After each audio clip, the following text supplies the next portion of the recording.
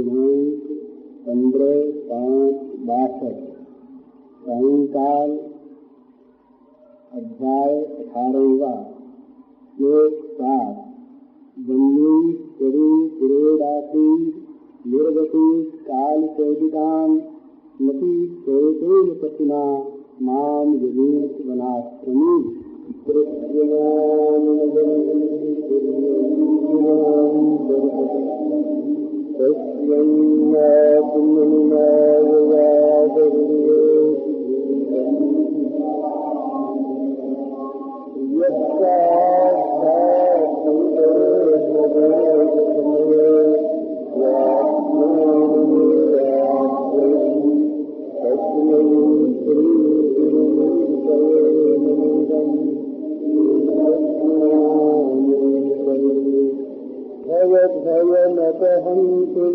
ज्ञान विज्ञानकारं निगम कृतजहरे वृंगवद्वेदसारम् अमृतमिदधिपश्चापाययद्धृत्यवर्गान् पुरुषमृतभमाद्यम् कृष्णसंज्ञम् नतोऽस्मि।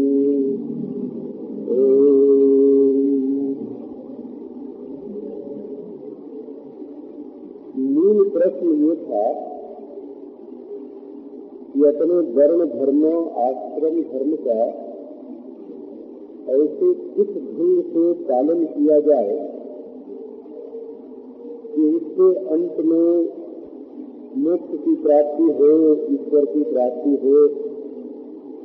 क्योंकि बहुत से लोग धर्म कर्म करते हुए भी अभिमानी हो जाते हैं और परमेश्वर की प्राप्ति से वंचित हो जाते हैं।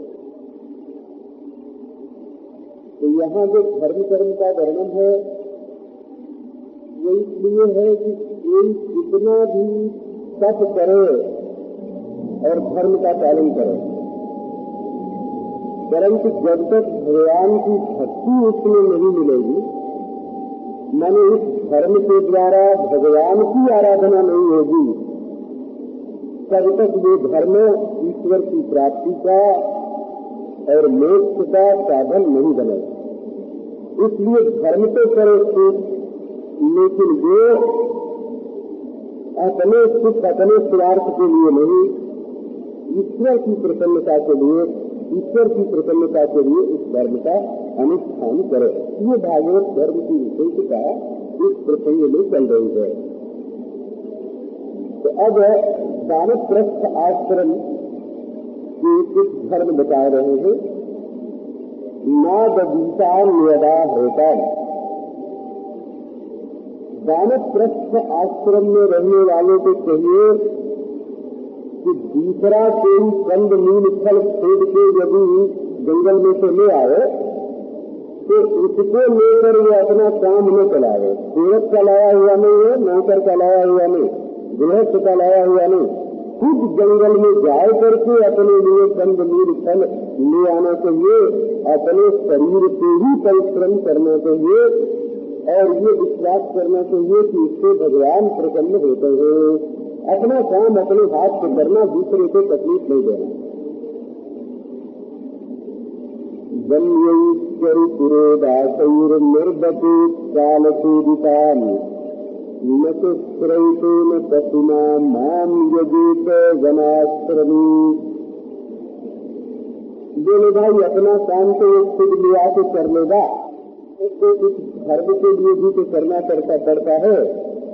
समय पर आग ग्रहण इसकी करनी पड़ती है, यज्ञ करना पड़ता है, होम करना पड़ता है। तो इसके लिए सामग्री कहाँ से ले आए? तो बोले वन्यैश्वरी पुरोदासैर, वन में जो फल मूल पैदा होते हैं इन्हीं से चरी बनावे, इन्हीं से पुरोदास बनावे और समय समय पर होने वाली यज्ञ जागादी को कर ले। इसके लिए गृहस्थों के घर से कुछ लाने की जरूरत नहीं है। न तो श्रयितेन पशुना माम यजेत वनाश्रमी। बोले वैदिक यज्ञ में तो पशु की भी जरूरत पड़ती है। तो उन्होंने कहा कि वैदिक यज्ञ में जिन यज्ञों में पशु की जरूरत पड़ती है, श्रयित पशु, उन यज्ञों को करे नहीं। पशु यज्ञ, पशु याग जो है वो वानप्रस्थ आश्रमी के लिए विहित नहीं है वो छोड़ देना चाहिए। अग्निहोत्रम च दर्शस्य पूर्णमासस्य पूर्ववते चातुर्मास्यानि च मुनेः आमनातानि च नैगमैः। अग्निहोत्र, दर्श, पौर्णमास जैसे गृहस्थाश्रम में किया जाता है वैसे ही वानप्रस्थाश्रम में भी, और चातुर्मास भी जैसे गृहस्थाश्रम में किया जाता है वैसे ही वानप्रस्थ आश्रम इनके लिए भी वेदों में विहित है। एवं कीर्णेन तपसा मुनिर्धमनिसंततः मां तपो नयनाराध्य ऋषिलोकात् सुकैतिनाम्। एवं कीर्णेन तपसा मुनिर्धमनिसंततः, इस प्रकार तपस्या का अनुष्ठान करके वानप्रस्थाश्रमी को ऐसा होना चाहिए कि शरीर में मांस सूख जाए, बस नसई नस नारियों नारी दिखाई पड़े। धमन संतता शरीर को सुखाए वेद के वेद जो शरीर को नहीं रखते। जैसे स्वयं वेद करना ये संयम की कमी है ना, वैसे अपने शरीर को दूसरे के भेद योग्य बनाना ये भी संयम की कमी है। अपने शरीर को दूसरे का भोग करना और अपने शरीर को ऐसा बनाना जिससे दूसरे के भोग के योग्य बना रहे, ये दोनों असंयम के ही रूप है। इसलिए न तो किसी को अपना भोग्य बनावे और न तो स्वयं अपने से किसी का भोग्य बनने दे। भोक्ता और भोग्य दोनों भाव से बचने के लिए धर्म होता है। केवल भोक्ता भाव से बचने के लिए धर्म नहीं होता, भोग्य भाव से भी बचने के लिए धर्म होता है। हमारे कवि से करना थे, बड़े अच्छे कवि थे, तो बिहारी सत्सई पर इनका सत्सई संहार सत्सई संजीवन साहित्याचार्य थे, तो वो आलोचना बहुत करते थे। एक ने उनको चिट्ठी लिखी कि तुम आलोचना मत किया करो, तो उन्होंने लिखा कि लोग मुझे ही कहते हैं कि तू अपनी नजर नीची करके बाहर निकला कर। लोग उनको क्यों नहीं कहते हैं कि वो होकर मत निकला करो? तो उनको भी तो कहे भाई, मतलब ये है कि ऐसा नहीं बनना ये ठीक है, पर भोग्य नहीं बनना। इस ढंग से अपने जीवन को चलाना चाहिए। इसीलिए बताया कि मुनिर्धमन संततः, अपने शरीर को भी भोग्य के रूप में किसी के सामने उपस्थित नहीं करना। और मां तपो वयम आराध्य, बोले ये तपस्या किसके लिए करना? तो भगवान का रूप है तप, भगवान का ही स्वरूप है तप। ज्ञानात्मक है भगवान, भोगात्मक नहीं है। तो ज्ञानात्मक भगवान की आराधना के लिए ज्ञानात्मक जीवन चाहिए, तपस्यात्मक भगवान की आराधना के लिए तपस्यात्मक जीवन चाहिए। तो यदि इसी जीवन में अंतःकरण शुद्ध हो गया, भगवान की भक्ति गई, तब तो यही समझो कल्याण हो गया। और अंतःकरण की शुद्धि यहाँ न हुई, भगवान की भक्ति न मिली, तो इस तपस्वी वानप्रस्थाश्रमी को पहले ऋषिलोक में जाना पड़ता है और वहां से उसकी मुक्ति होती है। ये ऋषिलोकादिकल्पी नाम जो इसमें है, उसका अभिप्राय वहां अगर अंतःकरण शुद्धि हुई, मैंने अंतःकरण की शुद्धि हो सिद्ध हो गए तो मैं दृष्टा हूँ ये ज्ञान होगा, मैं करता है। और भगवान की भक्ति है नित्य सिद्ध बुद्ध मुक्त अनंत है, ऐसा ज्ञान होगा। और फिर महावाक्य के दोनों की एकता होगी। तो यदि अंतःकरण शुद्धि और भक्ति के द्वारा इसी जीवन में परमात्मा की प्राप्ति हो गई, तब तो कहीं जाने आने का कोई सवाल नहीं है। लेकिन इस जीवन में अगर परमात्मा की प्राप्ति नहीं हुई तो यहाँ से महर लोक आदि जो ऋषियों का निवास है वहाँ जाना पड़ता है और वहाँ से फिर परमात्मा की प्राप्ति होती है।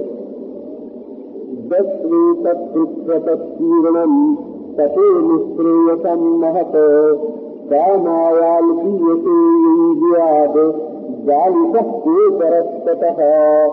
अब भगवान कहते भाई ये तपस्या करने में कम कष्ट नहीं होता है। यत्प्रीतक्षीर्णाम बड़े कष्ट से ये तपस्या की जाती है तो करने में बड़ा कष्ट और फल भी इसका बहुत बड़ा निष्प्रयोजन मौत परमात्मा ने लिखी नहीं ऐसा इसका फल। लेकिन काम आया इंडिया तो जब इतनी बड़ी तपस्या करके कोई छोटी मोटी चीज की प्राप्ति में इसको लगा दे कि हमको ये नहीं है मेरा ब्रह्मलोक पर्यंत जो है ना वो भी छोटी चीज है। परमात्मा तो ब्रह्मलोक मिल जाए वो भी छोटी चीज।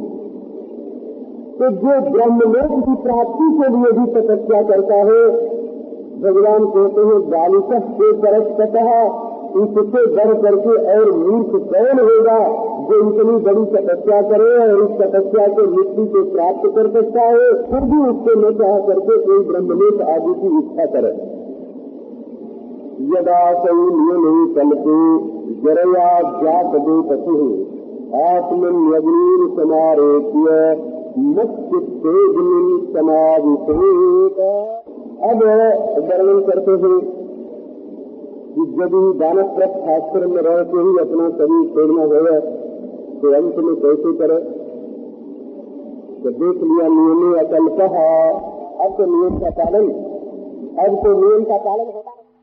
और जरया जात है जब बाहर अग्नि की सेवा करते आत्मन्यग्नि समारोप्य ये भाव करे कि अग्नि जो है वो हमारे शरीर के भीतर आ गए वही अग्नि की सेवा करे और मत्चित्तेऽग्निं समाविशेत मुझ में अपना मन लगा अग्नि में प्रवेश करे। अब आगे वर्णन करते हैं तो कहीं वैराग्य हो गया। ये वैराग्य होना बड़ा मुश्किल है। लोग कोई अकल कोई जिससे वैराग्य के विपरीत निकाल ही लेते हैं।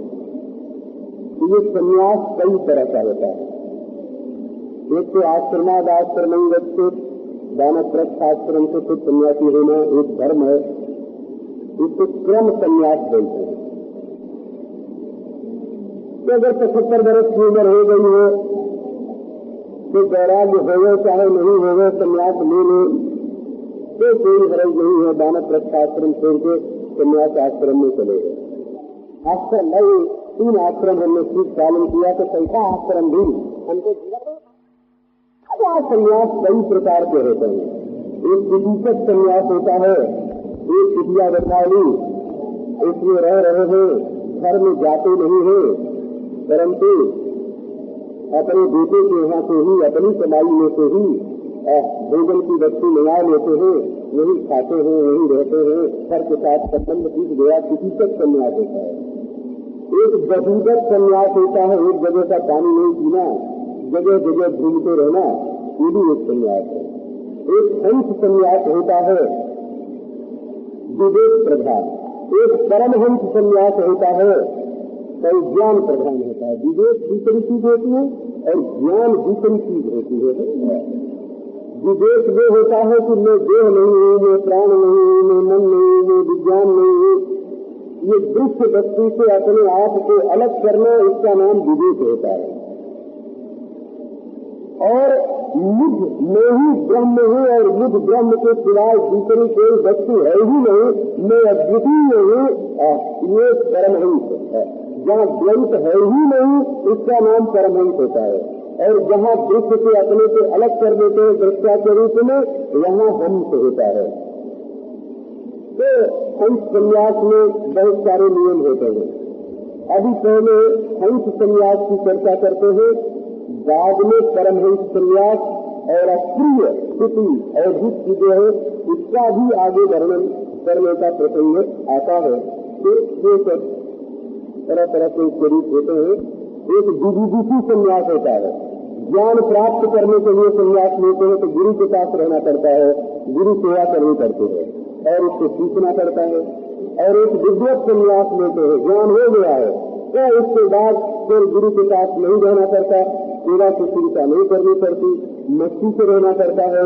इसमें कुछ नियम नहीं होता है, संपूर्ण नियमों से परे हो जाते हैं। तो ज्ञान प्राप्ति के लिए अज्ञानी लोग संन्यास लेते हैं, वो दूसरी चीज है। और ज्ञान प्राप्त होने के बाद मस्ती से रहने के लिए जो लोग संन्यास लेते हैं, विद्वत संन्यास, वो दूसरी चीज होती है। इस तरह संन्यास के बारे में बहुत सारे भेद होते हैं।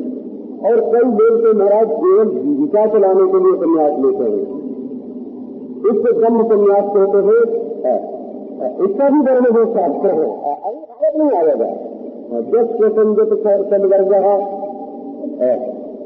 ये आगे जब प्रसंग आएगा तब सुनाऊंगा। इसी अध्याय में या अगले अध्याय में है, ब्रह्म संन्यास इसका नाम है। तो अब ये जो संन्यास का रूप बताते हैं, यदा कर्म विपाकेषु नेतेषु निरयात्मसु विरागे जायते सम्यं निष्काग्निप्रव्रजेत् ततः। कर्म के फल स्वरूप जितने लोक मिलते हैं, ये करके ये मिलेगा, स्वर्ग मिलेगा, ब्रह्मलोक मिलेगा। इस स्वर्ग से लेकर के ब्रह्मलोक पर्यंत और मनुष्य देवी मिलेगी, ये भी कर्म का ही फल है। तो जब जन्म मरण से जहाँ जन्म से जाना पड़ता है और जहाँ से मरना पड़ता है, और दादा जहाँ सुख होता है वहाँ दुख भी होता है, तो मेरे आत्मा की नरक भी लगा हुआ है। जवानी में सुख होगा तो बुढ़ापे में दुख जरूर ही आएगा। भोग करने से सुख होगा तो जब भोग नहीं मिलेगा तो दुख जरूर आएगा। इसलिए संसार में जितने सुख है उतने दुख लगे हुए हैं। तो जितने लोग हैं वो असल में नरक रूप ही है। निरयात्म कहीं भी शुभ नहीं है, कहीं भी सुख नहीं है। और ये बोलते हैं सुभाधा विधि। और निरय माने जहाँ शुभ कर्म करने का मौका न मिले उसका नाम होता है निरय। दुर्दशा में पहुंच जाता है आदमी, जहाँ जाए करके दुख का भोग तो मिले और कभी कभी थोड़ा सुख भी मालूम पड़े, लेकिन अच्छा कर्म करने का मौका न मिले, इसका नाम नरक है। तो यहाँ से लेकर के मर्त्यलोक से लेकर के समझो कीट पतंगे से लेकर के ब्रह्मलोक तक कर्म के फल से जो कुछ मिलता है वो सब नरक के समान है। जब इसमें हो गए वैराग्य, विरागे जायते सम्यग्नि प्रव्रजे ततः। जब भली भांति वैराग्य हो जाए, जहाँ जहाँ इंद्रियों का भोग मिलता है वहाँ वहाँ हमको जाना नहीं है। जहाँ जहाँ मन दूसरे से मिल के सुखी होता है वहाँ हमको जाना नहीं है। हमको तो साक्षात नारायण को प्राप्त करना है। हम तो भगवान को प्राप्त करेंगे, परब्रह्म परमात्मा का साक्षात्कार करेंगे। जब ये संकल्प मन में उदय होगा तब निष्काग्नि प्रव्रजे, अग्नि का संन्यास करके, अग्नि का त्याग करके संन्यास ले लेना चाहिए। तब अग्निहोत्र की जरूरत नहीं रहती है, अग्नि की सेवा करने की तब कोई जरूरत नहीं रहती है। ईश्वरा यथोपदेशं मां दत्त्वा सर्वस्य मृत्युजे अग्निं स्वप्राण आवेश्य निरपेक्षः परिव्रजेत्। ईश्वरा यथोपदेशं मां, शास्त्र में जैसी विधि है इसके अनुसार भगवान की खूब पूजा कर ले, यज्ञ जाप कर ले। तो केवल सन्यासी होने के बाद तो यज्ञ जाप करने का मौका नहीं मिलेगा, अपने पास जमीन नहीं रहेगा, खेती नहीं रहेगी, पैसा नहीं रहेगा, तो यज्ञ कैसे करेंगे? आहुति देने का अधिकार नहीं रहेगा। तो शास्त्र के अनुसार जो करना है तो कर ले। तो बोले तो जो धन बच जाए उसको क्या करे? तो बोले ये तो बेटे को ही बेटे जाएंगे ना, दूसरे को फिर बेटे देखेंगे। बहुत मोह होता है। ये धन संपत्ति जो होती है ना, अपनी कमाई बहुत परिश्रम करके कमाते हैं तो इसमें मोह बहुत होता है। जो लोग कमाई का काम नहीं करते हैं, विद्यों के जीवी हैं, जो वेद का स्वाध्याय करते हैं, उसको याद करते हैं, उसके दर्शन की, उसके अर्थ की रक्षा करते हैं, ऐसे जो यज्ञ जागादी की संस्था को चलाने वाले ऋषि लोग हैं, इनको धन का दान करना चाहिए, इनको देना चाहिए। अग्नि स्वप्राण आवेश्य, तो बोले फिर अग्नि की सेवा कैसे होगी? तो अग्नि को बाहर मत रहने दो, भीतर कर लो, अपने प्राण में अग्नि का समावेश करो। परिव्रजे, किसी की अपेक्षा रखे बिना दो ख्वाहिश दे करवा, मेरे को मेरे घर से निकल पड़े एक दो करवा। मेरे भाई जब संन्यास लेने के लिए निकलते हैं तब वह स्त्री देती है हमारा काम कैसे चलेगा, माँ कहती है बेटा हमारा काम कैसे चलेगा, बेटा कहता है हम कैसे पढ़ेंगे लिखेंगे। तो इनको क्या समझना चाहिए? इन्हें अगर इनको संभालने में लगेंगे तब तो प्रयास कर सके, एक दिन तो छोड़ना ही पड़ता है, चाहे बेटे को ब्याह किए बिना छोड़े, चाहे नाती को ब्याह किए बिना छोड़े। एक में एक समस्या को छोड़नी ही पड़ेगी। ये हमको एक महात्मा ने पहले बताया था कि संसार का काम पूरा करके जो संसार को छोड़ना चाहेगा वो संसार को कभी नहीं छोड़ सकता, क्योंकि संसार के काम कभी पूरे नहीं करते हैं। कहीं न कहीं उसको जब छोड़ना पड़ेगा तब अधूरा ही छोड़ना पड़ेगा। जहाँ छोड़ोगे वहाँ उसको अधूरा ही छोड़ना पड़ेगा। तो ये सन्यासी का धर्म आ गया है वो प्रसंग में, इसलिए आपको सुना रहे। हमारा ये मतलब नहीं है कि आप लोगों में से कोई सन्यासी हो जाए, बिल्कुल नहीं। हमारा कोई पंथ नहीं, हम कोई गुड़िया कपड़ा पहनने से हमारी कोई जाति पंथ बढ़ता हो, तो ऐसी कोई बात नहीं है। तो जब ब्राह्मण संन्यास लेने के लिए चलता है तो ये स्त्री माता पुत्र ये रोते हैं आते, अपना दुख बताते हैं। ये मत समझो कि ये पत्नी रो रही है कि माता रो रही है कि बेटा रो रहा है, कौन रो रहा है? तो देवता लोग आए हैं रो रहे हैं, तो वे क्यों रोते हैं? ये कोई देवता तुम्हारी स्त्री पर चल बैठा है और पुत्र पर आ गया है और माता पिता पर आ गया है, रो रो के तुमको रोक रहा है। तो दादा देवता को ऐसा क्या करी है कि आके रोकता है? विघ्नान कुर्बन्ति अयम यस्मान आक्रम्य सन्यास परम। देवता लोग कहते कहीं ये सन्यासी हो गया तो हमारे सिर पर पांव रख करके हमसे ऊपर चला जाएगा, हमको स्वर्ग में फंसे हुए हैं और ये परब्रह्म परमात्मा ईश्वर को प्राप्त हो जाएगा, तो ये हमसे कहीं ऊपर में चला जाए। इसलिए वे स्त्री में बैठ के, पुत्र में बैठ के, सगे संबंधी में बैठ करके विघ्न डालते हैं। ये तो देवता लोगों का विघ्न है, ऐसा समझ करके इसकी ओर ज्यादा ध्यान नहीं देना। विघ्निया निर्वाचः कैसीना साधनंतरम त्यक्तम दंडपात्राभ्याम अन्यति बनापदी। पहली बात तो है कि कैसीन के सिवाय दूसरा कोई वस्त्र, टीचक, बंदक और हम धारण न करें। परमहंस का वर्णन आगे है, क्योंकि इसके लिए आश्रम के नियम नहीं होते हैं। और यदि वस्त्र धारण करने होगा तो कैसीन आच्छादनम परम, केवल कैसीन के ऊपर उसको ढक लेने के लिए एक सतिवस्त्र मात्र धारण करे। बनापदी। और दंड और कमंडली, दंड और पात्र को छोड़ करके दूसरी कोई चीज अपने पास न रखे। अगर कोई बीमारी न हो, कोई दुर्भिक्ष न हो, मैंने ऐसे जंगल में से जाना हो जहाँ 5 दिन 4 दिन तक कोई बस्ती न पड़ती हो, कोई जाना ही न पड़ता है, यहाँ से निकलना हो तो भले दूसरी कोई चीज भी अपने साथ लेकर के जाए, क्योंकि यहाँ तो आपातकाल है।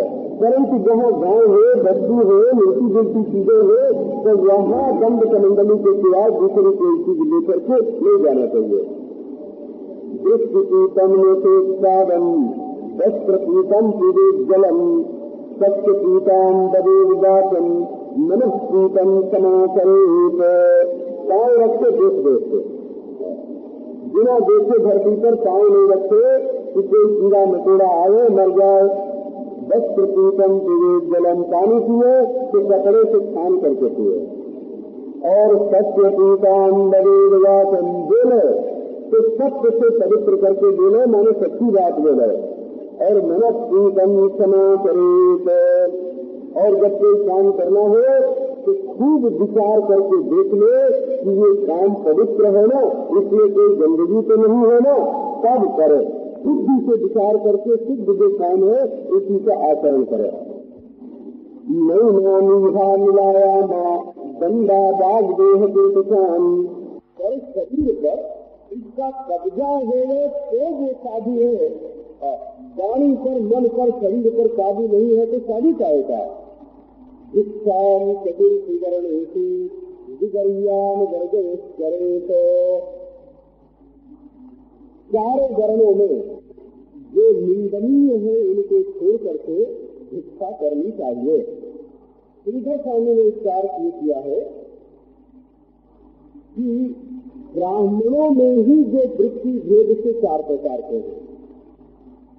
माने ब्राह्मण में वेद पढ़ने वाले ब्राह्मण, सेना आदि में काम करने वाले, क्षत्रिय वृत्ति से रहने वाले ब्राह्मण, व्यापार करने वाले ब्राह्मण, शूद्र वृत्ति से रहने वाले ब्राह्मण, ब्राह्मणों में ही चार प्रकार के ब्राह्मण, क्षत्रिय, वैश्य, शूद्र।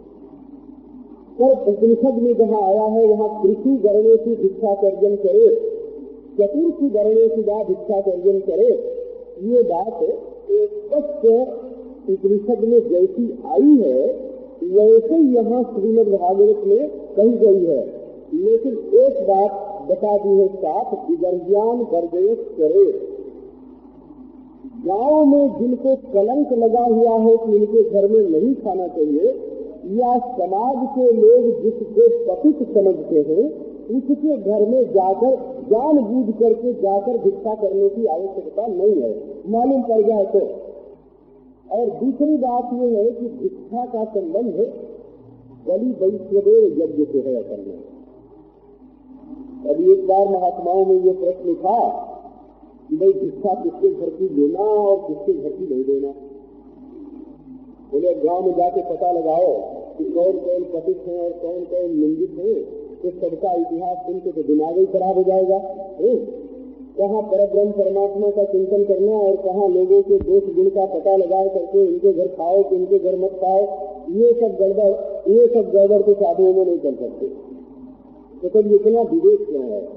तो विवेक ये है कि बलि वैश्वदेव जो घरों में किया जाता है उसमें जो अतिथि का भाग होता है वो साधु को मिलना चाहिए। तो पहले बलि वैश्वदेव जो लोग करते थे ना, अग्नि में भोजन करने के बाद अग्नि में आहुति देना और वो स्वाध्याय करना और प्राणियों के लिए निकालना और अतिथि के लिए निकालना, वो तो पहले निकाल के रख देते थे और ठीक देते थे। अब तो लोग स्वयं खा लेते हैं, उनके घर में दूसरा ही बचा रहता है, तो उनके घर में भिक्षा कैसे देना? बोले भाई इसलिए अब उस नियम को, ये जो वर्ण का नियम है ना, वो बलि वैश्वदेव की विधि के अनुसार पहले जोड़ दिया गया था कि जिनके घर में बलि वैश्वदेव होता है उनके यहाँ के अतिथि वाला जो अंश है वो जाकर के साधु ले ले, साधु के लिए बनाना न पड़े। तो ये सब इसके संबंध में नियम है। सबका गारान एक घर में नहीं खाए, 7 घर में मांग के खाए। और असंख्य मृत्यान, तो इनके घर में जाएंगे तो ये खाने को मिलेगा, ऐसा संकल्प पहले से नहीं होना चाहिए। असंख्य मृत्यान का पहले से संकल्प नहीं है कि भाई पक्का मकान देख करके भिक्षा मांगने के लिए गए, तो इनके घर में जरूर अच्छा भोजन बना होगा। तो असंख्य मृत्यान और प्रत्येक लगभे न पावता, जितना मिल जाए 7 घरों में, अगर खाने घर न मिले 7 घरों में तो उस दिन इतने खाना चाहिए और ज्यादा नहीं देना चाहिए। बहिर्जला संगत्वा पत्रो पत्र सेवागतः, भिक्षा लेकर के गांव से बाहर जाए और यहाँ जल का स्पर्श करके, महात्मा लोग के पहले धो लिया करते थे, सारी भिक्षा ले जा करके गंगा जल में ऐसे धोली से गंगा जल में डाल दिया और उठा लिया और नमक मिर्च मसाला जो है वो बह गया, ऐसे भोजन करते। विभज्य पारितम शेषम भुंजी पाके समारितम, जिनको देना है, कोई मांगने वाला आ गया, कोई गरीब आ गया, बोले हमको दे दो, एक रोटी दे दी, ये ब्रह्मा विष्णु रुद्र का अंश इसमें से निकाल दिया और उसके बाद भूखा करके न छोड़े, जितना ले आवे उतना खा ले। एक अक्षरेण महीने काम निस्संग संयतेन्द्रिय आत्मक्रीड आत्मरथ आत्मवान समदर्शन। जैसे प्रिय तत्व अकेला रहता है वैसे इसे सन्यासी को अकेला रहना चाहिए और सारी पृथ्वी में विचरण करना चाहिए और किसी से आसक्ति नहीं करनी चाहिए, इंद्रियों को वश में रखना चाहिए। जब खेलने का मन हो तो अपने साथ ही खेल ले और प्रेम करना हो तो अपने आप को ही प्रेम कर ले, और जब विपत्ति आवे तो उसमें धैर्य रखे और सबके प्रति समदृष्टि रखे। विविक्तेन कर्णो मद भाव विमलाशय आत्मानं चिन्तयेदेकम् अभेदेनो मया मुनिः। एकांत और निर्भय स्थान में रहे। एकांत है थोड़ा गृहस्थ से अलगाव करके सब किसी का बहुदत और हमको रहना चाहिए। और मद भाव विमलाशय, अपने मन में संसार का भाव न ले आवे, हर समय भगवत भाव को बचाए रखे और अपना हृदय पवित्र रखे। आत्मानं चिन्तयेदेकम् अभेदेनो मया मुनिः, ज्यादातर चित्र है और परमात्मा के साथ अभेद करके अपने आप का अद्वितीय चिंतन करे कि मेरी जो आत्मा है वो परमात्मा से अभिन्न है और एक है। अन्येकात्मनो बंधम मोक्षंच ज्ञान निष्ठया बंध इंद्रिय विक्षेपो मोक्षेषां च संगमः। ज्ञान निष्ठा से ये विचार करे कि हमारे लिए बंधन क्या है और हमारे लिए मोक्ष क्या है। ये बंधन और मोक्ष को लोग अपने को मुक्त मानने वाले तो बहुत मिल जाएंगे, बोले हमको ज्ञान हो गया और मोक्ष हो गया। पर किससे मोक्ष हुआ, उनसे ये पूछो कि किससे तुम्हारा मोक्ष हुआ है। स्वाद से मोक्ष मिला, बोले कि नहीं। गंध से कैसे मिले, तो स्पर्श से कैसे मिले। अच्छा इंद्रियों से मोक्ष मिला या नहीं, इसी से मिले। अच्छा अंतःकरण की वृत्तियों से मोक्ष मिला क्या नहीं, ये तुमको मोक्ष क्या मिला। तो यही नरक स्वर्ग पुनर्जन्म आदि का जो पहले डर लगता लगा करता था, तो अब वेदांत सुन करके हमारी पुनर्जन्म पर से, नरक पर से, स्वर्ग पर से विश्वास उठ गया। इतना फायदा तो हमको वेदांत सुन के हुआ है, तो अच्छा हुआ, अच्छा वेदांत ज्ञान हुआ। इससे तो तुम चारवाक मत के अनुयायी हो गए, वेदांत मत के अनुयायी नहीं हुए। तो भाई क्या बंधन है और क्या मोक्ष है। बोले अब हमको गोलोक नहीं चाहिए, वैकुंठ नहीं चाहिए, अब हमको राम कृष्ण के कुछ नहीं चाहिए, है ना, ये सब तो कल्पना मात्र है। बोले महाराज ये खाना पीना क्या है, ये मकान रुपया क्या है, ये तो महाराज बिल्कुल ठोस तथ्य है ना, इसको वेदांत ने कल्पना थोड़ी बताया है। तो ये देह में जो बंधन है तो छूटा नहीं, और देह के बंधन से जो छुड़ाने वाली चीज थी, साधन छूट गया, बंधन नहीं छूटा। बंधन क्या है, तो बंध इंद्रिय विक्षेपो मोक्षेषां च संगमः। इंद्रियों के विक्षेप का नाम बंधन है, और इंद्रियों को काबू में रख लेने का, इंद्रियों की वासना से मुक्त होने का नाम मुक्ति है, मोक्ष है। और इंद्रियों की वासना में फंसे रहने का नाम बंधन है। आंख जब कहीं से हटना नहीं चाहती तब बंध गई। जीभ जब कोई चीज खाने से विरक्त नहीं होना चाहती तो जीभ वहाँ बंध गई, और जीभ वाले तुम बंध गए, आंख वाले तुम बंध गए, त्वचा वाले तुम बंध गए, अंतःकरण वाले तुम बंध गए, क्योंकि तुम उसी पर बैठ करके, है ना, तुम उसी पर बैठ करके तो बंधे हुए हो। तो असल में विषयाशक्ति बंधन है, विषयाशक्ति बंधन है, और विषयाशक्ति का छूटना ही मोक्ष है। आम्य सदवर्गम मद भावेनो चरेन मुनिः विरक्तः पुल्लकामेभ्यो लब्ध्वात्मनि सुखम महत।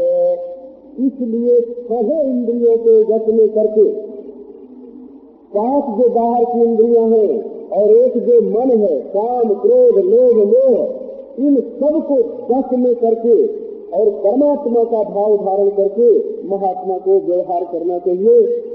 अपने हृदय में इतना सुख मिले कि संसार के सारे विषय क्षुद्र हो जाए, तो क्षुद्र भोगों से विरक्त हो गए और अपने हृदय में ही महान सुख को प्राप्त करे। पुरग्राम व्रजांतार्थान भिक्षार्थम प्रविशश्चरेत देश शैल वनाश्रमवती मही वानप्रस्थाश्रम पदे स्वभीक्षणम भैक्ष्यमाचरेत संसिद्ध्यस्यास्वकं मोहः सिद्ध सत्वशिलांधसा।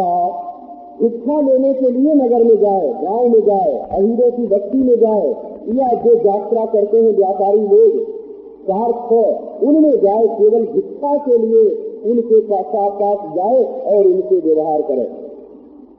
पवित्र देश में, पवित्र नदी के तट पर, पवित्र पर्वत, पवित्र वन और पवित्र आश्रमों से परिपूर्ण व पवित्र नदियों से परिपूर्ण ये पृथ्वी है, इसमें विचरण करे।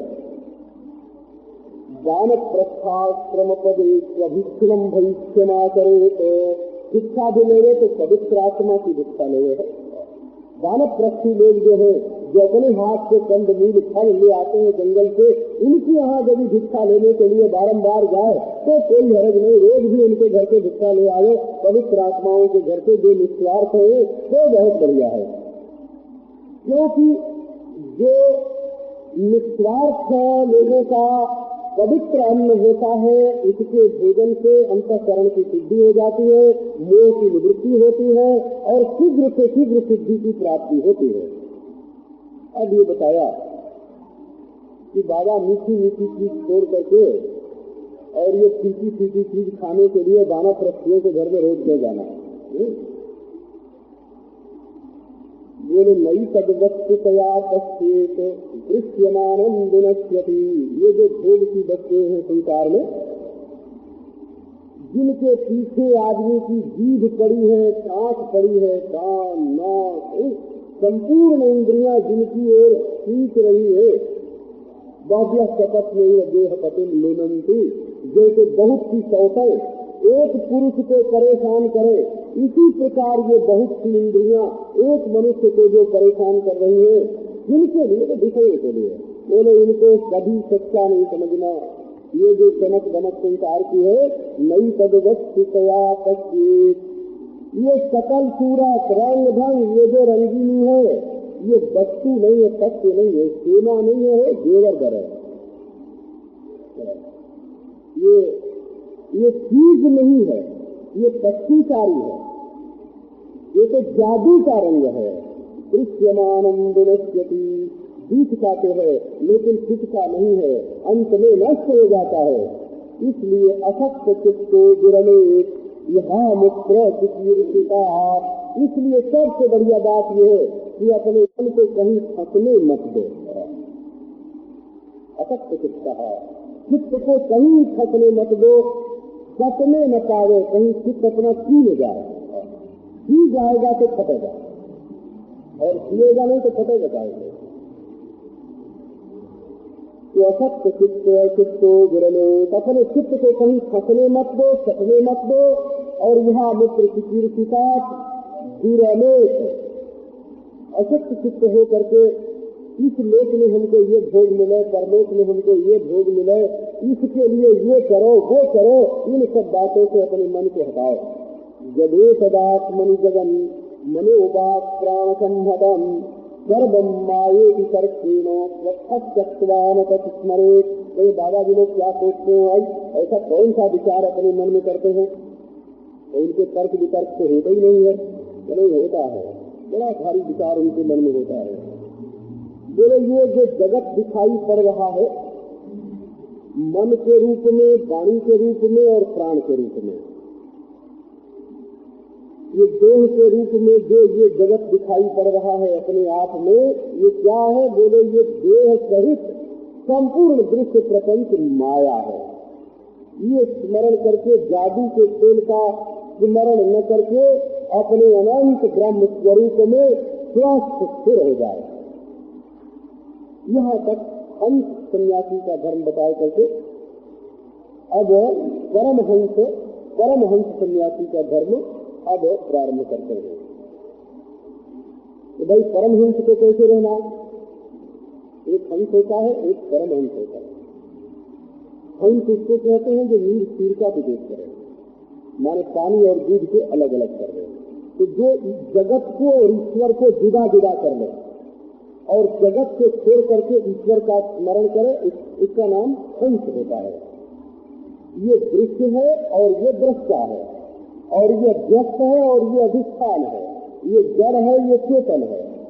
ये संसार है, ये ईश्वर है। सबको अलग अलग किया और संसार को छोड़ करके ईश्वर के चेतन में चिंतन में लगा हुआ है, बोलो ये अंत हो गया। तो परमहंस कौन हुआ?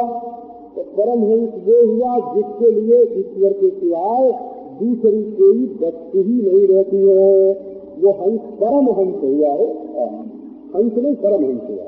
ये श्रीमद् भागवत जो है ना, इसका नाम परमहंस संहिता है। परमहंस संहिता माने परमहंस जो सुखदेव जी महाराज हैं, जिनके लिए ईश्वर के सिवाय दूसरी कोई वस्तु नहीं। सब जगह ईश्वर।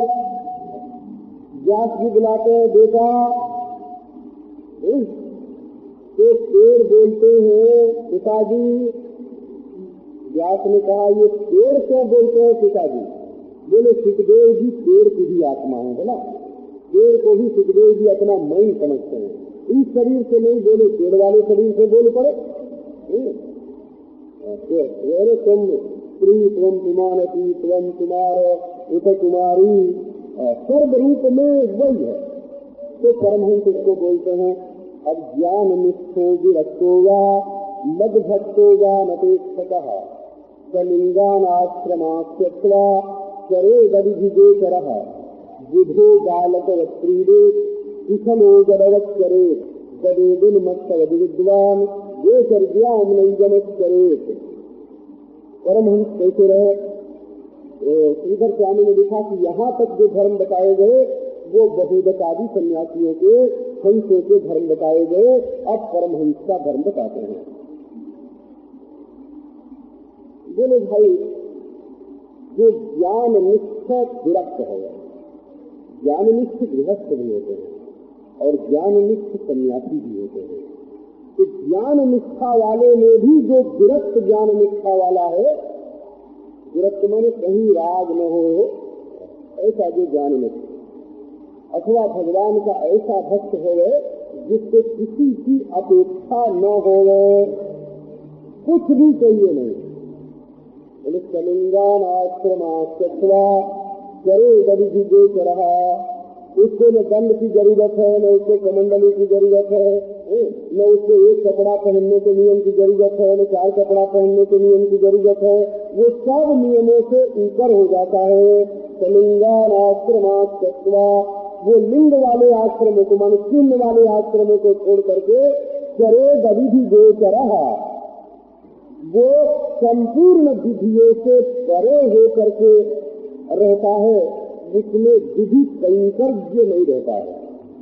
ये बात बताई श्रीधर स्वामी ने। इसका मतलब ये नहीं है कि गिरुआ कपड़ा फेंक ही दे, कि कमंडली फेंक ही दे, कि दंड फेंक ही दे, ये मतलब नहीं है।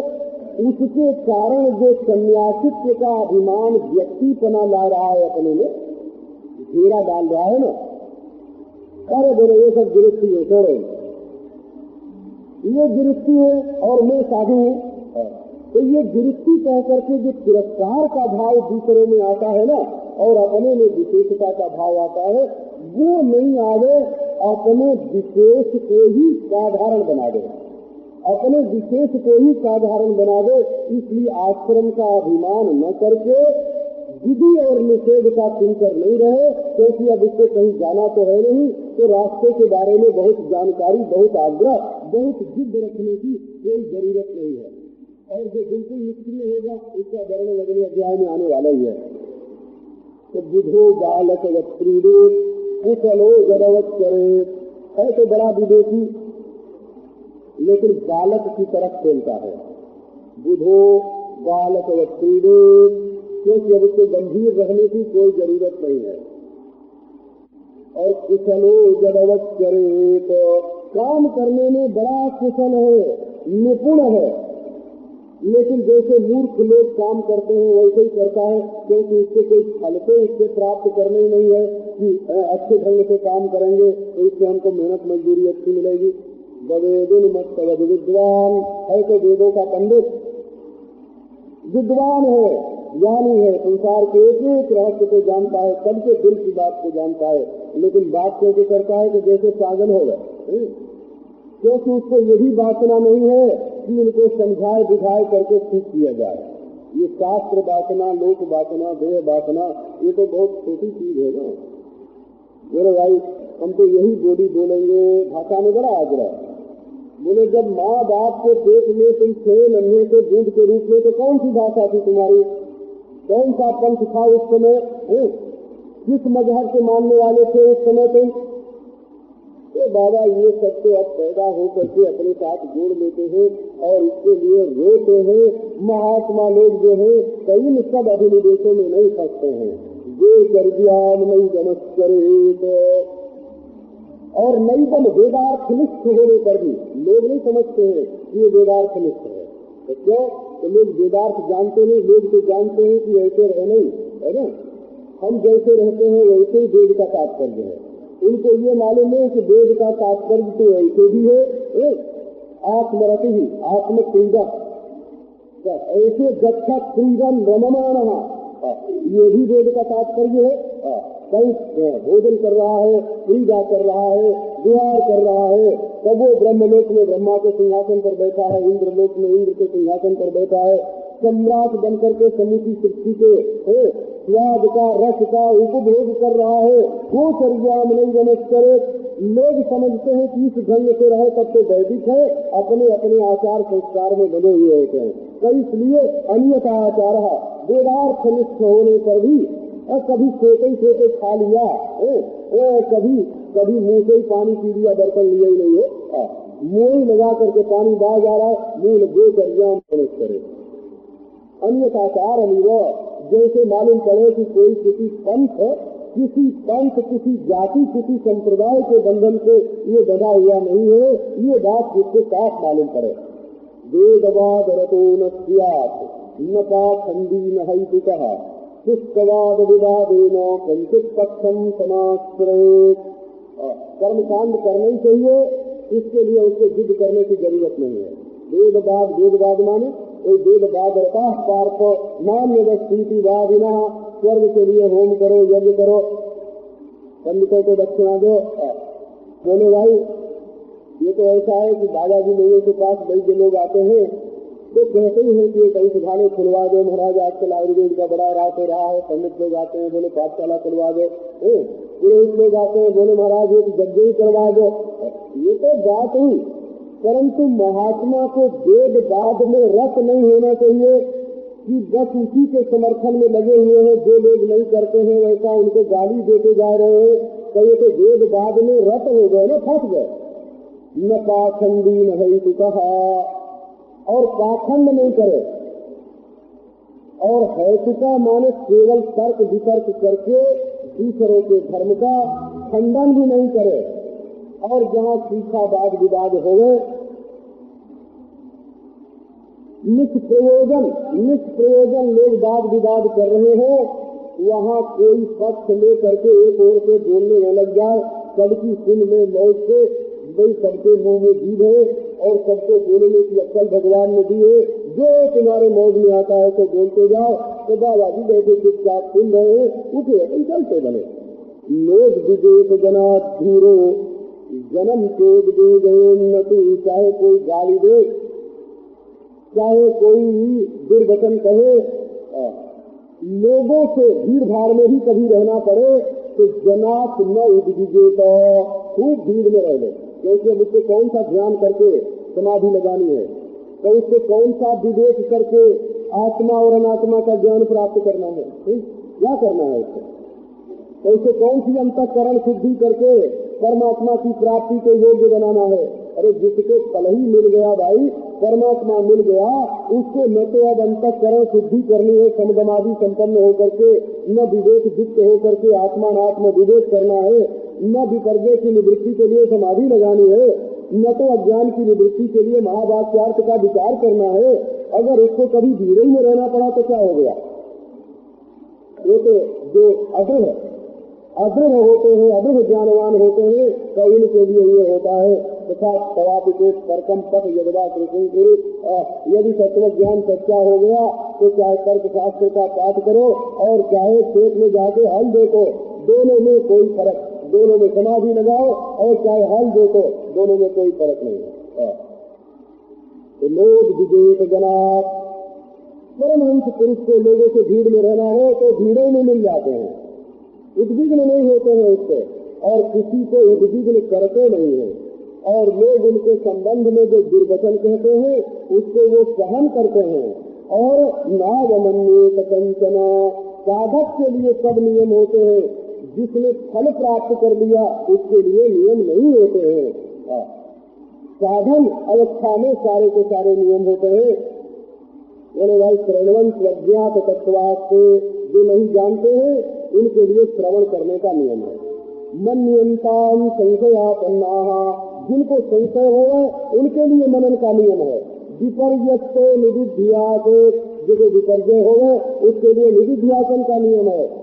और जिसको अंतःकरण सिद्ध करके परमात्मा को प्राप्त करना हो उसके लिए समदम आदि का नियम है। और ये महाराज तो परमात्मा को प्राप्त ही कर चुका, अब उसके लिए नियम का बंधन बनाने वाला न शास्त्र है, न वेद है, न उसको ये कहने वाला कोई है मालिक कि ये करो और ये मत करो। गुरु का प्रयोजन पूरा, साधन का प्रयोजन पूरा है, उसको तो अप्राप्त कुछ है ही नहीं। तो देह मुद्दिष्ट पशुवत गौरव गुर्जान ये पशु जो है वो शरीर के लिए बैर करते हैं, ये दुख हम खाएंगे तुम मत खाओ, ये घास हम करेंगे तुम मत करो। जैसे दो पशु आपस में लड़ जाते हैं वो ऐसे लड़ने की कोई जरूरत नहीं है, मस्ती से रहो। एक परोह्यात्मा भूतेष्वात्मन्यवस्थितः यथेन्दुरुदकात्रेषु भूतान्येकात्मकानितो, जो सब के भीतर एक ही परमात्मा बैठा हुआ है, संपूर्ण प्राणियों में भी और अपने हृदय में भी। जैसे 10 घड़े पानी के भर करके रख दिए जाए तो सब में एक ही चंद्रमा की परछाई पड़ती है, इसी प्रकार सबके हृदय में एक ही परमात्मा का आभास पड़ रहा है। और जैसे सब घड़े मिट्टी के वैसे ये सब शरीर एक ही धातु के बने हुए हैं, सब में एक ही चंद्रमा की परछाई और सब में एक ही मिट्टी। इसमें लड़ाई का है बात थी। तो अलब्ध्वा नदिशी देतो काले काले समंकसित लब्ध्वान हृष्ये धृतिनाम उभयम दैवतंत्रताम। और यदि समय समय पर कभी भिक्षा न मिले, रोटी नहीं मिले, कोई बात नहीं मिली, इसमें विषाद करने की कोई जरूरत नहीं है। और यदि कभी मिल गई तो खुश नहीं होगा, क्योंकि मिलना न मिलना ये कोई अपने हाथ की बात नहीं है। वो तो शरीर का जो भोग है, जो प्रारब्ध है, वो समय पर अपने आप ही आ जाता है। बोले भाई फिर तो भिक्षा के लिए भी कोई काम नहीं करना चाहिए, चले भिक्षा के लिए थोड़ा प्रयत्न कर ले तो कोई हर्ज नहीं है। आहारार्थम समीहेत युक्तम तत् प्राण धारणम तत्वम विमृश्यते तेनो तद्विज्ञाय विमुच्यते। आहार के लिए थोड़ा सा प्रयत्न कर ले, क्योंकि ये उचित है। क्यों उचित है? बोले इसके प्राण धारणम, सांस चलने के लिए जो मसाला चाहिए शरीर में वो भीतर आ जाता है। बोले सांस चलती रहे इसकी भी क्या जरूरत है? बोले भाई इसी सांस के चलने से, इसी शरीर के मिलने से तो तुमने तत्व का विचार किया है। जिस तत्व ज्ञान से मुक्ति की प्राप्ति होती है तो जब तक ये शरीर है तो तब तक इसको थोड़ा भोजन आहार देते रहना चाहिए। जदिक्षयोपन्नान्नम अद्यात् श्रेष्ठम इतापरम तथा वासस्तथा सज्ञाम प्राप्तम प्राप्तम भवेन मुनिः यदिक्षयोपन्नान्नम। बोले फिर भोजन में ये नियम नहीं रखना कि हम ये खाएंगे और ये नहीं खाएंगे। जदिक्षया ईश्वर की इच्छा से, प्रारब्ध से जो वस्तु सामने आ जाए उसी को खाए ले, चाहे वो बहुत उच्च कोटि का हो और चाहे बहुत मामूली हो।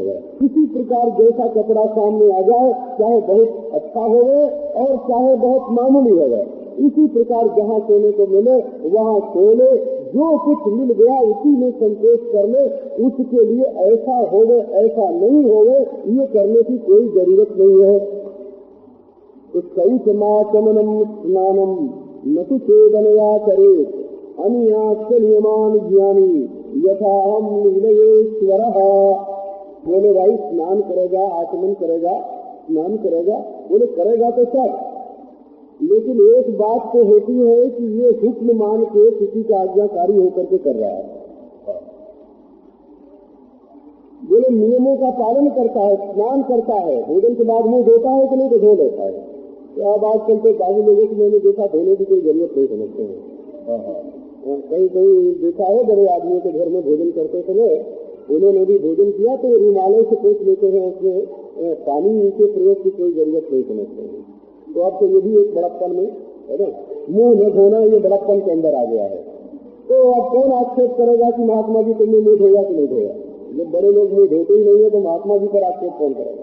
तो लेकिन भाई वो किसी का हुक्म मान करके किसी का वेद शास्त्र में ऐसा लिखा है ऐसे इसलिए तुमको करना चाहिए, ये कोई आ करके उसको बताना चाहे तो वेद शास्त्र में लिखा है कि इसके लिए कोई कानून की धारा दिखा करके उससे करवाने वाला कोई नहीं है।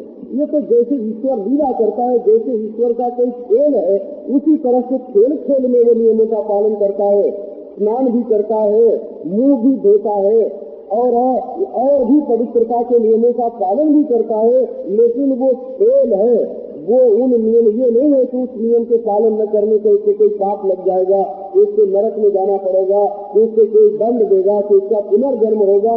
कोई बात नहीं है, इन सब चीजों से तो वो ऊपर उठ गया है।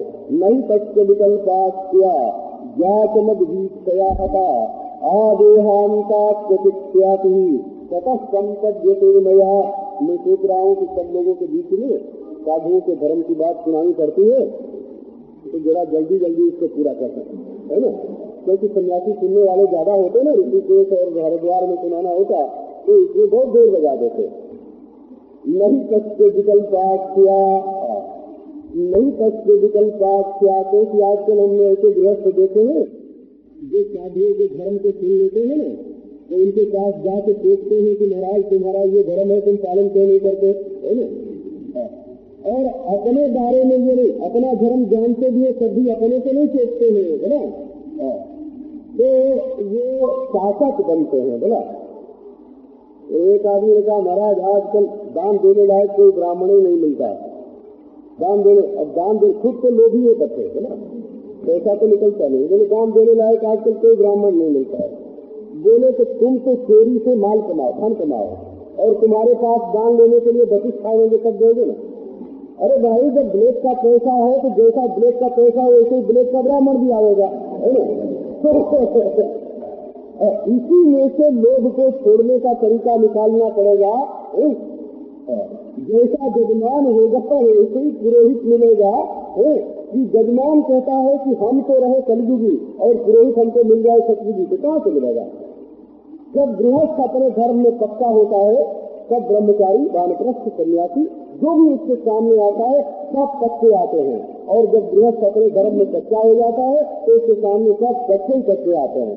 इसलिए गृहस्थ को अपने धर्म में दृढ़ निष्ठावान होना चाहिए। तो ये जो महात्मा है महाराज, तो नहीं कच्चे विकल्पात किया या चमद वीक्षया हटा, ये जो महात्मा है इसको विकल्प की ख्याति नहीं है, माने भेद बुद्धि नहीं है, वो जानता है सब में परमात्मा है। तो बोले इसका विकल्प क्या हो गया, भेद बुद्धि इसकी क्या हो गई। तो मद वीक्षया हटा, मेरा दर्शन हो जाने के कारण इसकी भेद बुद्धि नष्ट हो गई है। बोले फिर भी संसार का काम तो सब होता है ना, देहांता प्रतीक्षाति ही, जब तक शरीर है तब तक भेद की प्रतीति होती है, परंतु वो प्रतीति होती है, भेद को सच्चा नहीं मानता है। भेद का मालूम पड़ना दूसरी चीज है और भेद को सच मानना दूसरी चीज है। ये जो वेदांत ज्ञान है वो भेद के भान को नहीं मिटाता, भेद की भ्रांति को मिटाता है। माने भेद को सच्चा मानना ये तो भेद की भ्रांति है, और भेद का मालूम पड़ना ये भेद का भान होना है। तो वेदांत के तत्व ज्ञान से भेद की भ्रांति मिटती है, भेद का भान नहीं मिटता है। इसलिए यदि महात्मा को आजीवन भेद का भान होता रहे फिर भी उसको भेद की भ्रांति नहीं होती है। आकाश में नीलिमा दिखने से कोई आकाश को नीला, कोई आकाश को नीला नहीं समझता है। तो इसलिए जहाँ देह मिटा, जब देह मिटेगा तब भेद की प्रतीति भी मिट जाएगी। दुखे दर्शे कामेषु जात निर्वेद आत्मवान अविज्ञासितम धर्म गुरु मुनि मुटाब्रजे तावत् परिकरेद भक्तः श्रद्धावान अनसूयकः यावद् ब्रह्म विजानीयामि मामेव गुरुमादृतः। अब इस प्रकार परमहंस का वर्णन करके विविदिषु सन्यासी का वर्णन करते हैं। ये अगला जो श्लोक है ये विविदिषु माने जो ज्ञान प्राप्त करना चाहता है, जिसको ज्ञान प्राप्त हो गया है उस सन्यासी का वर्णन पहले किया। अब जो ज्ञान पाने के लिए सन्यासी होता है उसको कैसे करना चाहिए? तो दुष्टे दर्शेषु कामेषु जात निर्वेद आत्मवान, ये जितने भोग हैं संसार के इनका आखिरी नतीजा दुख है। इसलिए जात निर्वेद इनके प्रति वैराग्य होना चाहिए, क्योंकि भोग का अंत क्या होगा? आप देखो ना, सुख का अंत क्या होगा संसार में? सुख का अंत होगा कि नहीं? तो सुख का अंत तो होगा ही, तो सुख का अंत दुख होता है ना। भोग का अंत जो है वो रोग होता है, भोग का अंत रोग है, संसार में सुख का अंत दुख है। तो इसलिए मनुष्य के हृदय में वैराग्य आना चाहिए, और वैराग्य होने पर क्या करना? तो आत्मवान, अपनी इंद्रियों को और मन को अपने वश में कर लेना। बोले तुम्हें ज्ञान है कि नहीं? तो ज्ञान तो नहीं है। अजिज्ञासितमत धर्म, अभी परमात्मा की प्राप्ति के जो साधन है वो तुमको मालूम नहीं है, इसलिए मालूम करने के लिए चलो। तो किसके पास चले? तो गुरु मुनि मुपाद्रवे, साधु गुरु। यदि साधु होने का संकल्प है ना तो गुरु भी साधु होना चाहिए। कई लोग ऐसे होते हैं कि गुरु तो गृहस्थ होता है और स्वयं साधु होते हैं, ऐसे बहुत सारे पंथ हैं, बहुत से संप्रदाय हैं। तो बोले कि नहीं, यदि सचमुच वैराग्य से तुम्हें परमात्मा का अनुभव करना है तो विरक्त का गुरु भी विरक्त ही होना चाहिए, विरक्त का गुरु अनुरक्त नहीं होना चाहिए, रागी नहीं होना चाहिए। गुरु मुनि माने जो मननशील हो, विचारशील हो, तुम्हारे प्रश्नों का उत्तर दे सके, उसके पास जाना चाहिए। माने ब्रह्मज्ञानी और अनुभवी पुरुष हो गए, ज्ञानी में तत्वदर्शिना श्रोत्रियम ब्रह्मनिष्ठा।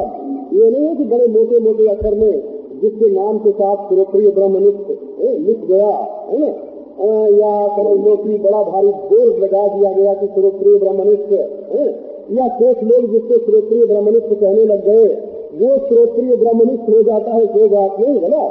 श्रोत्रिय ब्रह्मनिष्ठ पेशे की दी हुई उपाधि नहीं है, या बोर्ड में लिखे हुए का नाम श्रोत्रिय ब्रह्मनिष्ठ नहीं है। जो सचमुच वेदों के तात्पर्य को जानता है और अपरोक्ष रूप से आत्मा को ब्रह्म रूप में अनुभव कर चुका है, उस अनुभवी पुरुष को श्रोत्रिय ब्रह्मनिष्ठ बोलते हैं। बोर्ड लगाने का नाम श्रोत्रिय ब्रह्मनिष्ठ नहीं, और पेशे के द्वारा दी हुई उपाधि का नाम भी श्रोत्रिय ब्रह्मनिष्ठ नहीं है। उसके पास जाना चाहिए। और कब तक उसके पास रहना? तो तावत परिचरेत भक्त श्रद्धावान अनसूयकः जावद ब्रह्म विजानीयात मानेव गुरुमादृतः। तब तक सन्यासी होने के बाद भी भक्ति, श्रद्धा और अनसूया, हृदय में भक्ति हो, श्रद्धा हो और दोष दर्शन न हो, और सेवा करे गुरु की। कब तक? जावद ब्रह्म विजानीयात, जब तक अपने आप को ब्रह्म न जाने, तो तब तक करे क्या? तो मानेव गुरुमादृतः, गुरु को ही मेरा स्वरूप भगवान कहते हैं, गुरु को ही भगवान समझे और आदर के साथ, श्रद्धा के साथ, दोष दृष्टि छोड़ करके भक्ति के साथ उसी का भजन करे, जब तक अपने आप को परमात्मा के रूप में, ब्रह्म के रूप में न जान ले। अब बताते हैं वही ब्रह्म न्यास का वर्णन है। ब्रह्म संन्यास का वर्णन अगले 2 श्लोक में। ये श्रीधर स्वामी का बड़ा सुंदर श्लोक है इस संबंध में। दंभन्यास निषेण वंचित जनम, दंभ संन्यास लेकर के मैंने लोगों को ठगा। हो गई तो चिंता तुरम, चिंता ब्रह्म की कभी नहीं थी, भोग की थी। हो गई समुज्जयित महर्निशम, मोह मन में भरा हुआ है। प्रतिपदोद्योगमयीराकुलम, ये करो ये करो ये करो, ये चिंता लगी हुई है। आज्ञा लंघन मध्य मध्य जनता सम्मानना तन्मदम, ईश्वर की आज्ञा का उल्लंघन करता हूँ, स्वयं अज्ञानी हूँ। और ये मूर्ख लोग जो महाराज चंदन लगाते और माला पहनाते और रूपे बैठाते हैं, तो मुझे भी ऐसा मालूम पड़ने लगता है कि सचमुच में कुछ बड़ा हूँ, तब तो ये लोग आदर करते हैं। अपने अंदर तो अपनी ब्रह्मता का बोध नहीं है, लेकिन दूसरे लोग जब झूठ मूठ का आदर करते हैं तो और मद नशा खा जाता है कि वो मेरे बराबर और कौन है। तो हे दीनानाथ, हे दयानिधान, हे परमानंद प्रभो, हमारी रक्षा करो, रक्षा करो। ये दंभ न्यास है, ये दंभ संन्यास कहीं हमको खा न जाए। तो यश संयत सदवर्ग प्रचंडेन्द्रिय कारथी ज्ञान वैराग्य रहित प्रबंध मुक्ति पुराणात्मानमात्मस्थम निहिते मांस धर्म अभितत्वपसाये स्मात् अनुस्मवाच्य विहीयते। सदवर्ग को तो संयम में नहीं दिया और इंद्रिय रूपी सारथी जिसके प्रचंड है और ज्ञान वैराग्य भीतर है नहीं, और दंड दिखा करके, देश दिखा करके कि हमारे पास गिरिया है, हमारे पास कलिंगल है, हमारे पास दंड है, और अपनी जीविका चलाता है। तो वो क्या करता है? तो वो देवताओं का अपराधी है, परमात्मा का अपराधी है, अपने आप का अपराधी है, क्योंकि वो अपने हृदय में बैठे हुए ईश्वर को देखा दे रहा है। इसका अंतःकरण सिद्ध नहीं हुआ, इसका ये लोक भी बिगड़ता है और परलोक भी बिगड़ता है। देश दिखा करके जो अपनी श्रेष्ठता बताता है वो दंड सन्यासी है, जो देश के द्वारा लाभ उठाता है। देखो हम सन्यासी है, देखो हम सन्यासी है, देखो हम सन्यासी है। जैसे आजकल किसी ब्राह्मण के पूछे महाराज आप कौन है, बोले देखो ना ये जनेऊ है हमारे पास, तो जनेऊ दिखा के केवल ब्राह्मण बन गए, न सदाचार, न संध्या वंदन, न वेद का पाठ। वैसे देश दिखा करके जो साधु बनता है वो दंभन न्यासी है, और वो इसका अंतःकरण भी सिद्ध नहीं होता और इसका लोक परलोक भी नहीं बनता, और वो सबका अपराधी होने के कारण दुर्गति को प्राप्त करता है। तो असल में अच्छा अपने हो गए, तो अंत में भगवान की भक्ति करनी चाहिए। अब आगे जो प्रसंग है उसमें ये है कि चाहे किसी भी आश्रम का होवे, ब्रह्मचारी होवे, गृहस्थ होवे, वानप्रस्थ होवे, सन्यासी होवे, जो भगवान की भक्ति करता है उसको उसका धर्म भगवान के पास पहुंचा देता है, और जो भगवान की भक्ति नहीं करता उसका धर्म पितृलोक में भले पहुंचाए दे, ऋषि लोक में भले पहुंचाए दे, लेकिन अंतःकरण को शुद्ध करके परमात्मा की प्राप्ति नहीं करवाता। इसलिए प्रत्येक धर्मात्मा के लिए भगवान का भक्त होना भी जरूरी है। ये बात अगले प्रसंग में कहते हैं, अब आपको कल सुनाएंगे।